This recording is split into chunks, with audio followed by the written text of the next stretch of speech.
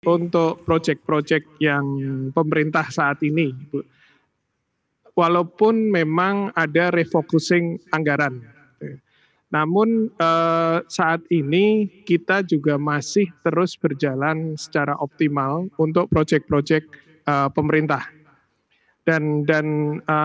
Praktis saat ini portofolio kita di proyek pemerintah kurang lebih 30-35%, hampir seluruhnya berjalan, dan kita yakin bahwa itu akan tetap terlaksana dengan baik. Nah, kemudian kalau kami melihat secara keseluruhan portofolio yang ada di PP, dari kurang lebih 131 proyek yang saat ini berjalan dari semua area lini bisnis PP, kurang lebih sekitar 76-78% semuanya masih berjalan.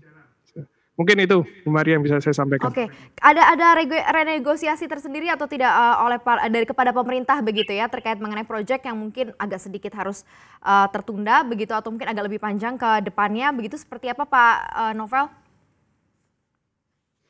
Jadi kalau kita melihat di proyek-proyek, misalkan Kementerian PUPR, itu aturan-aturannya sudah dibuat semua dengan adanya kondisi pandemik ini, dan semuanya berjalan dalam hal ini menguntungkan kedua belah pihak, dan itulah yang masih terus membuat ini berjalan dengan baik. Kemudian kalau kita bicara di area lain, kita juga melakukan negosiasi dengan owner-owner yang mungkin swasta atau owner-owner dari BUMN yang lain untuk melihat kondisi yang ada saat ini. Sehingga kalau kami saat ini praktis, tadi seperti saya sampaikan, 78% berjalan dengan baik. Walaupun memang yang kita tidak bisa pressure adalah dari sisi produksinya, sehingga produksinya tidak bisa setinggi pada waktu kita belum pandemik. Oke, kalau proyek-proyek swasta Bu sendiri seperti apa sampai dengan saat ini, Pak Novel? Apakah memang cukup berjalan sama dengan proyek pemerintah yang masih berjalan normal begitu ya? Ataukah memang tadi disebutkan ada beberapa negosiasi yang dilakukan untuk proyek-proyek swasta, ini seperti apa juga Pak yang disampaikan begitu terkait mengenai proyek-proyek swasta ini, Pak Novel? Ya, jadi kalau kami lihat Pak di di proyek-proyek kami yang sekitar 22% tadi, majority memang ada di proyek swasta.